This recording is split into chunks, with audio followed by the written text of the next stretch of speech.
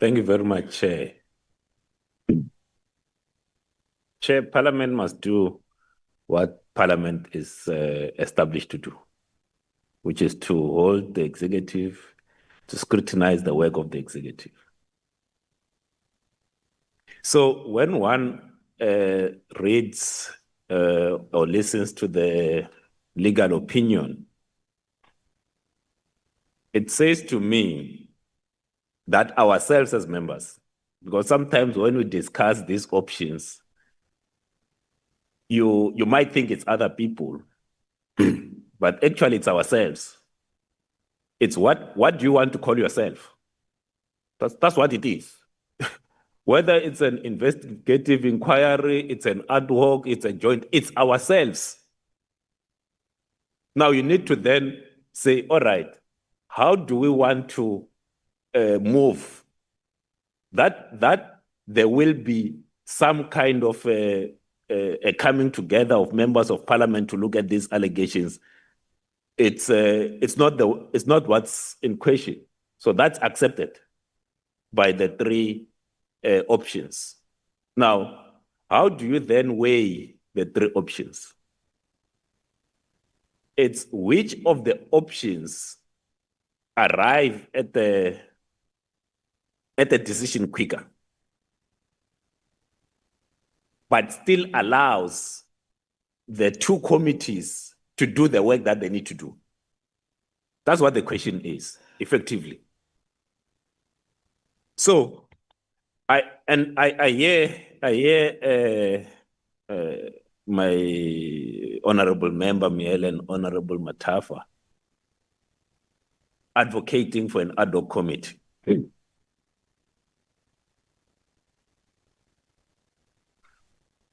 At least I'm old enough to remember that there was once an ad hoc committee, and Honorable Swarty will remember, that looked into the public protector.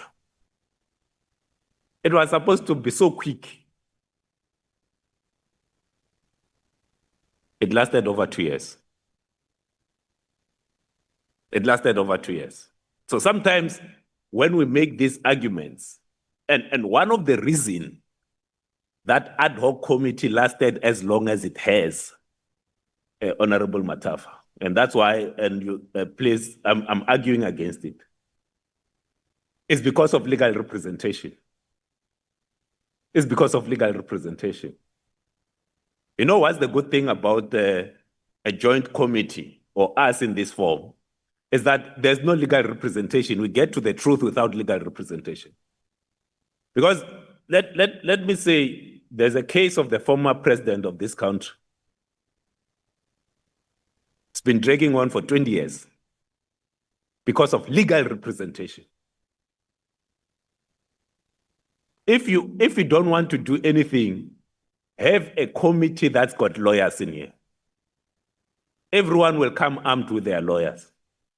A so-called witness will be sitting there for 5 days because everyone wants to have their bite. Everyone wants to have their bite. Why is the Senzo Meyiwa trial not concluding? It's because everyone wants to have their bite. Now, does that allow us to get to the bottom of the truth quicker? I'll argue not. I'll argue not. But are the members, so if we were to establish, if we were to call ourselves, because that's what it is, the conversation is, what do we call ourselves? Because it will be us. It will be us. Are we saying, if Mkwanazi or Minister Mtunu or General Masimula comes here, we don't have the capacity to question them, that we need an evidence leader, we need lawyers? No, it's us. We are here to oversee the executive. Now, the route of the ad hoc takes us into a prolonged process, not a shortened process. Not a shortened process. And the recent issue of the former public protector must at least ring true, at least to some that were here, how long that took. So for me, and you know what's the advantage of having the two committees as option 3 is that the portfolio committees will continue to do their work on these matters.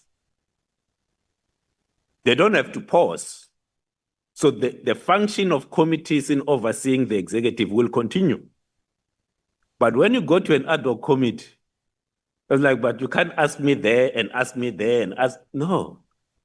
So, and it answers the point that the Honorable Swart made around the need for institutional capability and memory.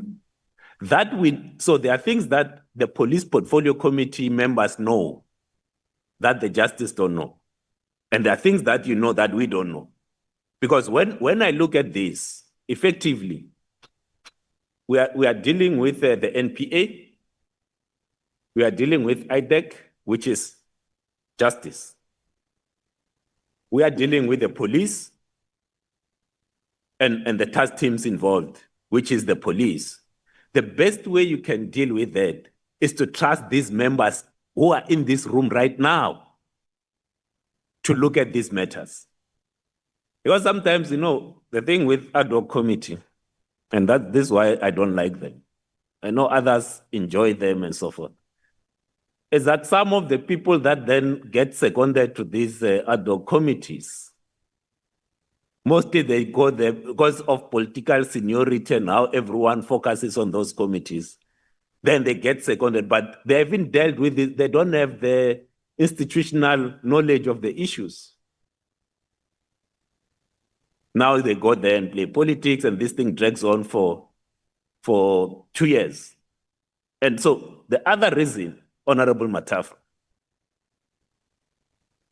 that I will not argue for option 2, you are saying in your submission that this ad hoc committee or this committee, and you're supporting ad hoc committee, you are saying it must live on for as long as there's the commission, so that when there are interim reports, this committee looks at it. And I will then argue that the committee that then oversees, Honorable Man, the committee that then oversees the Judicial Commission is the Justice Portfolio Committee. It's there. It's us. They're here. It's not someone else.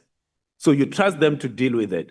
If there are recommendations from, or in the interim, recommendation that relates to the police, that will then go to the Police Portfolio Committee.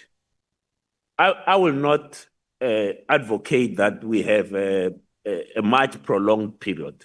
I would say this joint option 3 must be able to work for the next 3 months. Ask the questions that it needs to ask. If we then need to submit that report to help the Judicial Commission, it can be done. But ours, when all is said and done, it's about keeping the people of South Africa safe. That's what we are after. And to ensure that this mudslinging and political infighting and the infighting in the police, intelligence, NPA, IDEC comes to an end. That's why we are here. And as I rest, Chair,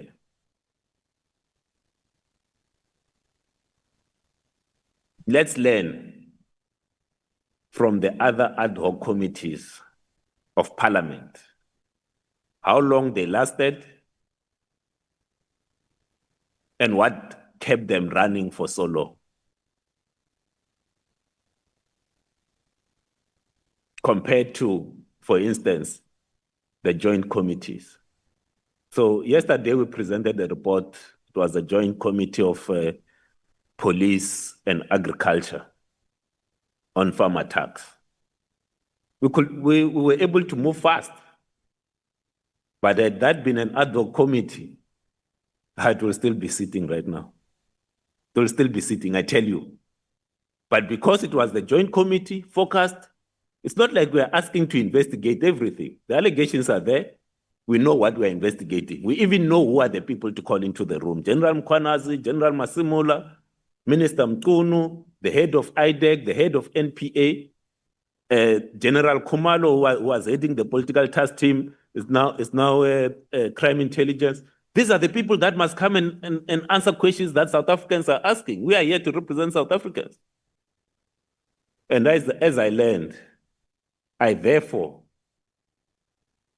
do not see this being done by an ad hoc committee. Ourselves, jointly as we are, can hold the executive and the officials accountable. I submit.